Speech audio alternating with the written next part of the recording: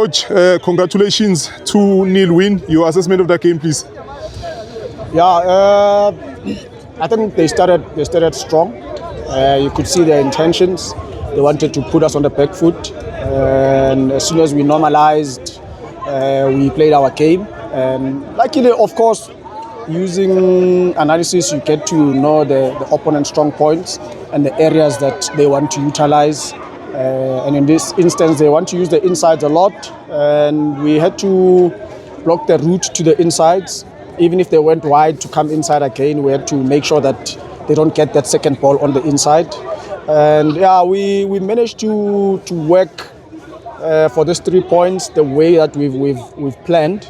And I'm happy with the execution of the players. And of course, we got a red card. But yeah, it puts on the back foot a little. But I knew that with a good structure, even with one man less, with a good structure, we're able to ensure that we force them wide and they don't get the spaces on the inside. And we did that very well. And they ended up, if you see their attacks, they ended up going wide, bringing crosses in. And I think in those instances, we are quite strong. We've got boys who can now able to withstand the pressures of games as late as this in terms of the period in the game. And we stood strong at the back. We didn't create many fouls for them. We know they're also deadly coming from the center, fouls. They have some very good free kick specialists, Ipuleng, Ntando, in the central areas. So we ensured that we don't create as many fouls as we can during the game. But 2-0. Of course, the second goal was always going to come from a transition. They were really pressing us into our own half. Yeah, but with a 4-4-1 structure, with a 5-4 structure sometimes, we were able to deal with a lot of the wing play that they tried to execute in the second half in the latter stages. So, look, on the balance of things, I think we won the battle of the tactics today. But of course, there's always room for improvement with our guys. Better execution in the transitions.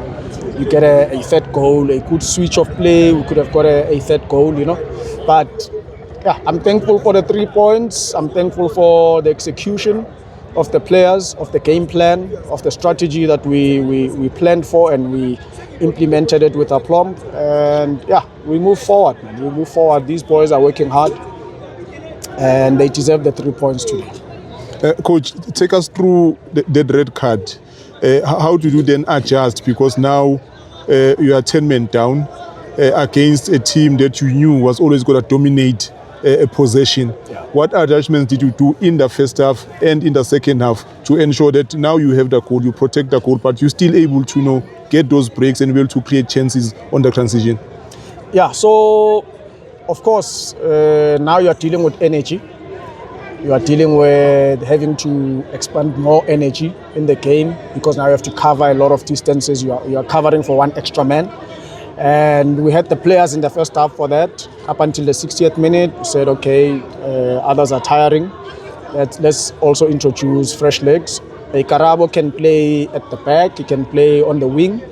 So he can do that job equally in defense and in attack. So you then put in a Manana who's also very speedy on the wings, and on the transition he'll kill you any day, any time, So we had to put in speed, but speed with the high work rate as well in defense, because you have to now balance the defensive aspect of things, and you have to put in players who are very good on the transition.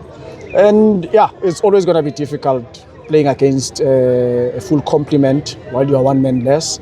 So it's about energies, distances. So you have to put in players who are really, really disciplined in defense, who can hold the structure, not get pulled out, because it's easy to fall into the trap of being pulled out of positions with their interplay. They're very good, our opponent, with regards to combination plays and pulling you out of positions, wanting to exploit the space behind you. So it's important that we exercise a lot of restraint, and we put in players who can exercise restraint, who can stay in their positions on the inside, lock them on the inside, force them wide. So yeah, it will obviously present challenges of numbers, distances, and energy expansion. But we did very well by being disciplined and with patience in the center and forced them wide. And of course, when we forced them wide, we dealt very well with their crosses in the air. So yeah, a strategy that worked with 10 men. With 10 men. I think we dealt very well with it. We dealt very well with this situation. We adjusted very well.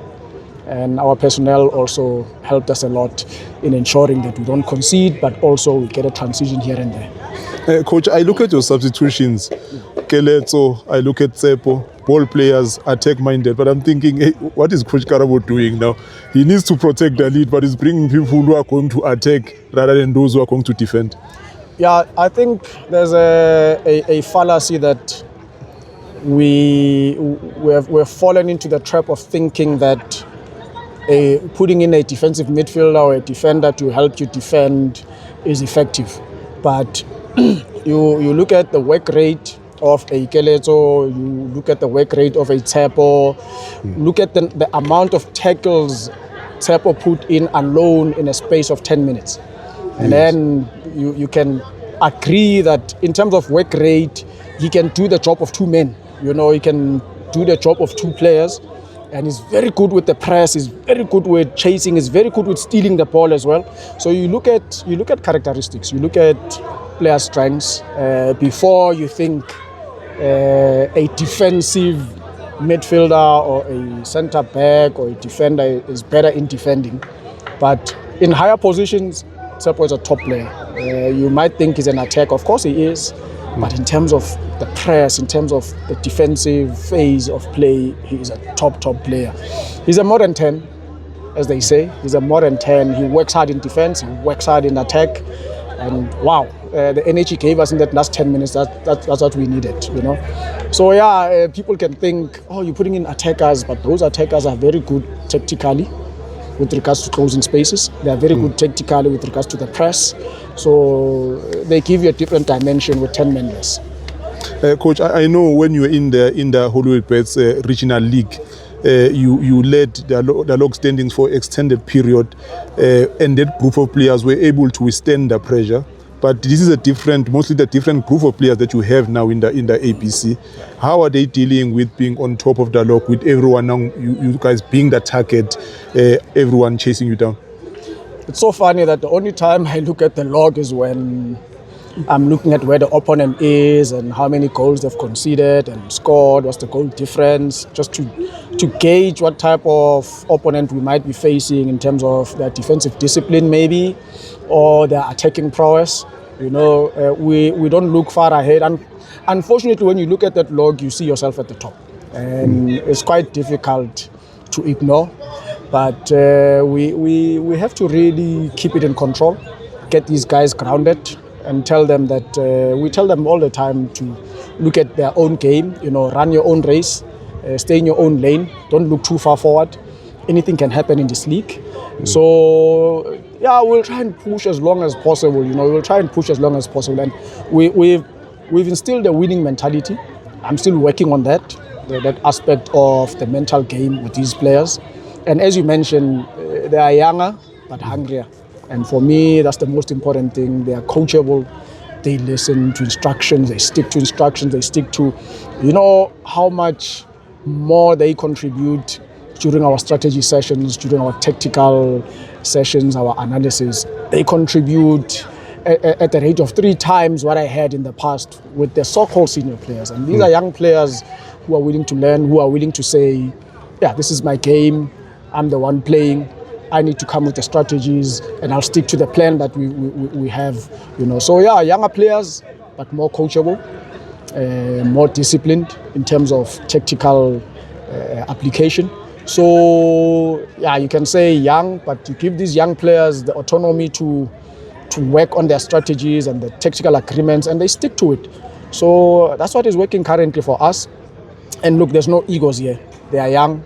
They are all wanting to play. They are all hungry. They all want to push for as far as possible. Push the envelope for as far as you can. I always tell them, play big, because what's the point in playing small? Last one, Coach. The USAs are coming up. Are they coming up at the right time for you, or do you perhaps think the timing sort of disrupts, your momentum that you currently have in the league? No. This is what we wanted going into the USAs. And the good thing is, if you look at our lineups over the past 5 games, they've changed a lot. They've changed a lot. That says to you, all these players know what is required of them on the field, and therefore we're able to make rotations. And this momentum carrying us into the USAs, I think it's a positive for us. It's a positive for us. This is what we've wanted. The reason we are pushing so much is because of the USAs. We know that period is very difficult. That period requires our full energies, and that is why you see so many rotations. But yeah, with all these rotations that we are having, we are getting good results, and I would be.